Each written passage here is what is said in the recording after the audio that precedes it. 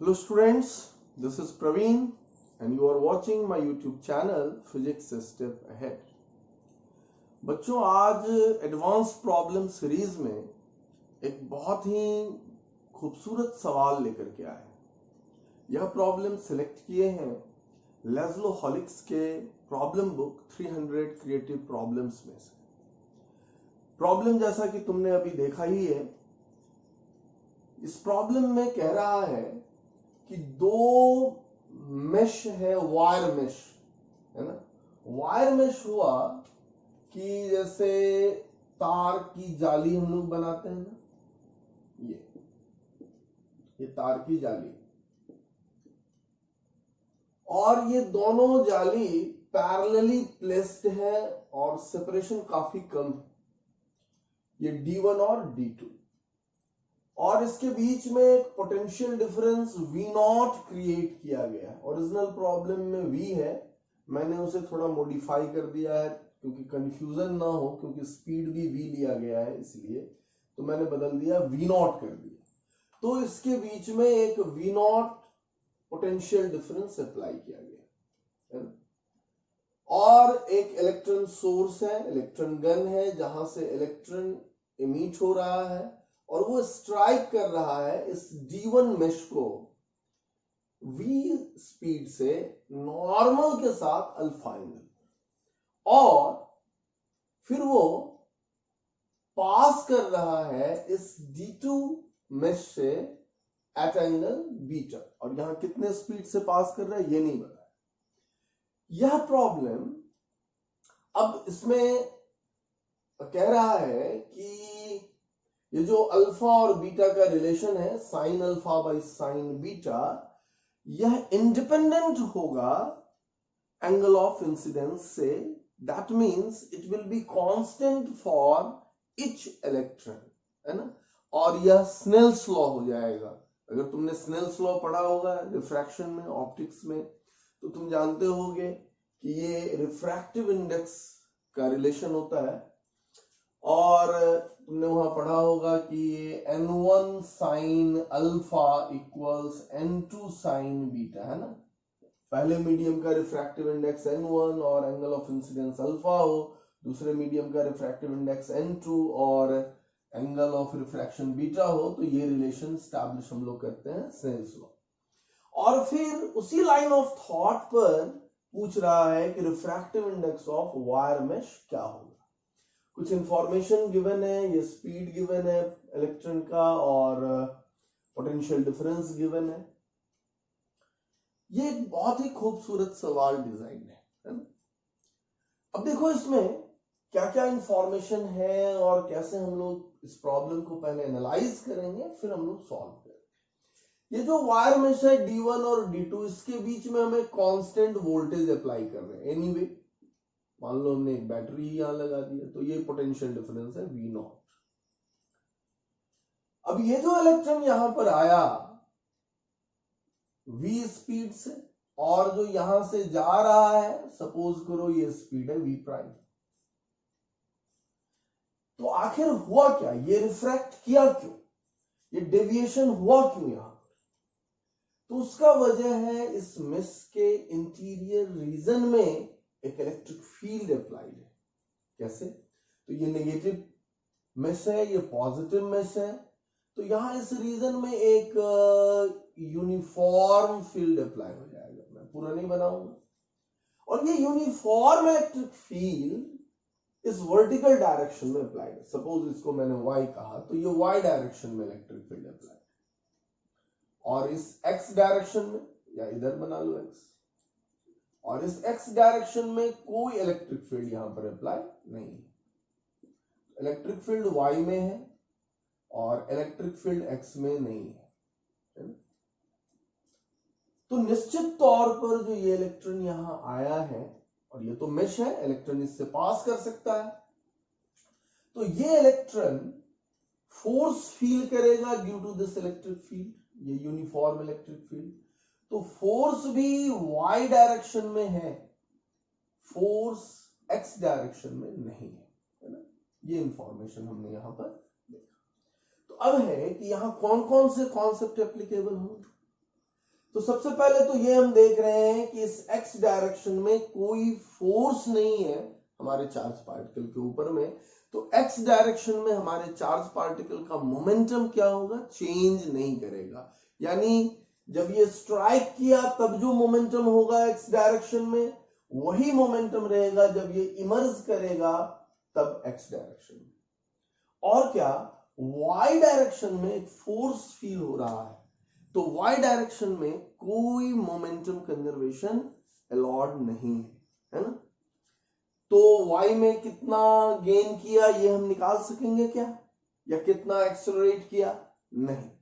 क्यों नहीं निकाल सकते, क्योंकि वोल्टेज तो दिया है लेकिन इसका सेपरेशन नहीं पता है, तो हम यहां पर फील्ड नहीं निकाल सकते, तो फोर्स भी नहीं निकाल सकते।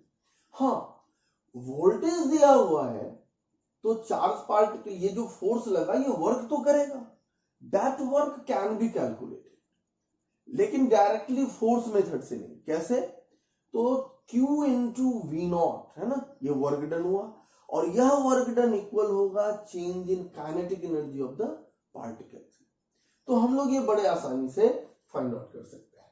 तो लेट अस सी, फोर्स अलोंग एक्स एक्सिस 0 है, इसलिए मोमेंटम अलोंग एक्स क्या हो जाएगा, कंजर्व्ड रह जाएगा, है ना।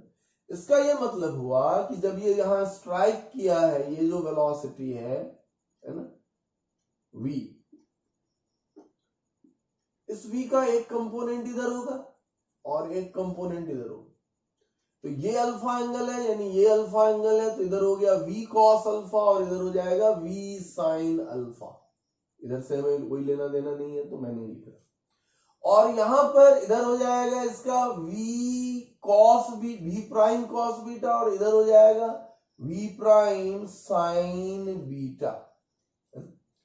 तो मोमेंटम x के अलोंग बिफोर द इंपैक्ट कितना है, mv sin अल्फा, और आफ्टर इंपैक्ट कितना हो गया, mv प्राइम sin बीटा। तो यहां से एक रिलेशन हम लोग स्टैब्लिश करेंगे, v sin alpha equals v prime sin beta. Okay, ये एक इक्वेशन आया हमारा। दूसरा हम लोग क्या लगाने जा रहे हैं, वर्क एनर्जी थ्योरम लगाने जा रहे हैं, क्योंकि यहां पर एक सिंगल फोर्स काम कर रहा है, that is the electrostatic force, जो ये पोटेंशियल डिफरेंस क्रिएट कर रहा है। तो कितना वर्क डन होगा, तो कितना वोल्टेज अप्लाइड है, v नॉट।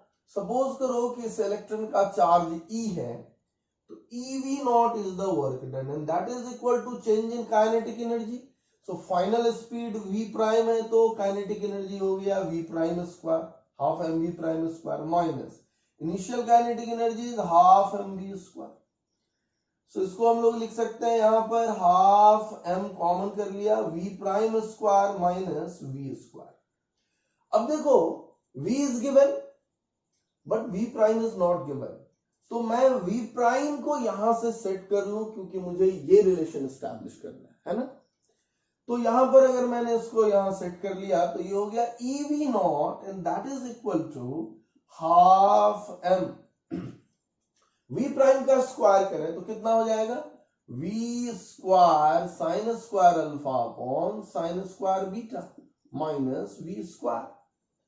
ये हो जाएगा हाफ m, अब v स्क्वायर भी कॉमन कर लिया तो ये हो गया sine square alpha by sine square beta minus 1, this is EV not. अब यहां से हम इसको लिख सकते हैं, तो पहले इसको लिखें, तो ये कितना होगा वो देखो, ये हो जाएगा 2EV not upon mv square, है ना। फिर अगर हम इसको लिखेंगे तो यहां से 1 इधर आके प्लस हो जाएगा, सो दिस, और ये हो गया हमारा sign square alpha upon sine square beta. इसको हम लोग लिख सकते हैं sign alpha by sine beta का होल स्क्वायर, है ना। तो यहां पे बड़े आसानी से हम लोग sign alpha by sine beta लिख सकेंगे, कितना, 2EV not upon mv square plus 1 का स्क्वायर, है ना। अब इस रिजल्ट को गौर से देखो,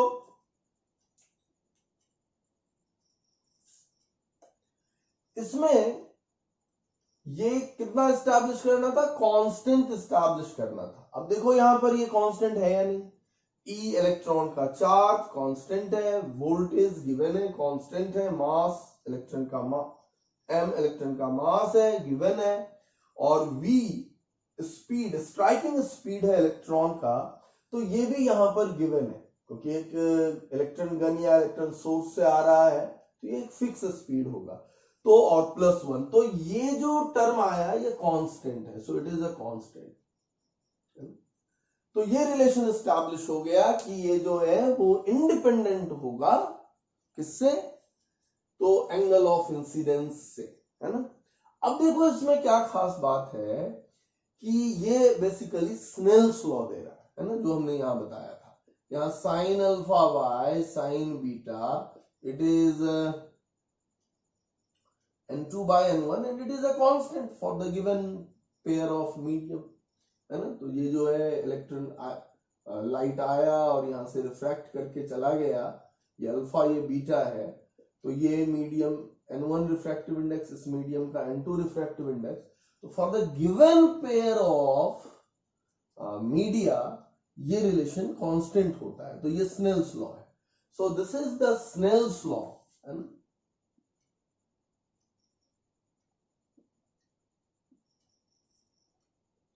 For deviation of electron through the mesh of wire। अब इसमें दूसरा जो प्रॉब्लम है वो कह रहा है कि refractive index of wire mesh हमें एस्टैब्लिश करना है। तो अब किसी एक में इसको वो एयर मान लो, तो अगर एक को एयर मान लिया, इसको 1 कर लिया, तो ये तो रिफ्रैक्टिव इंडेक्स निकल गया इसमें, इस जिस सरफेस से ये रिफ्रैक्शन हो रहा है वहां से, तो ये हम बड़े आसानी से एस्टैब्लिश कर सकते हैं। कैसे, तो रिफ्रैक्टिव इंडेक्स विल बी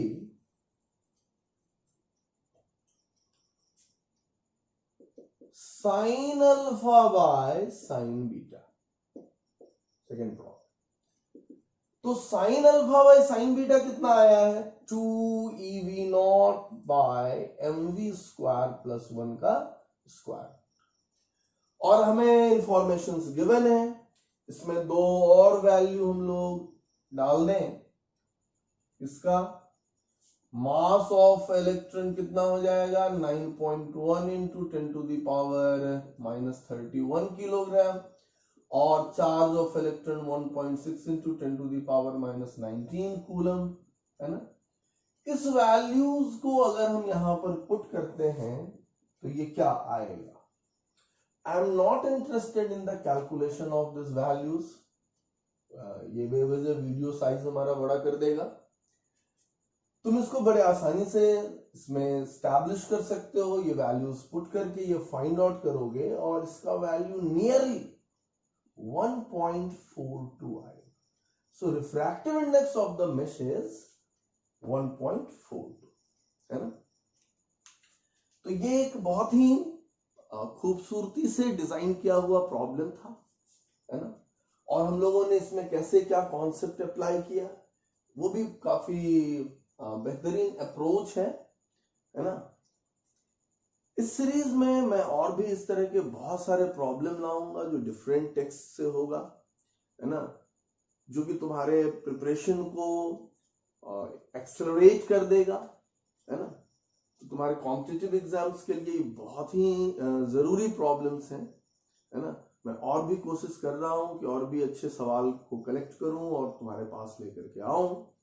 तुम्हें ये वीडियो कैसा लगा ये मुझे जरूर बताना कमेंट बॉक्स में, और हाँ, इसे लाइक शेयर और सब्सक्राइब जरूर करो, है ना। We need your support. Okay, thank you for watching.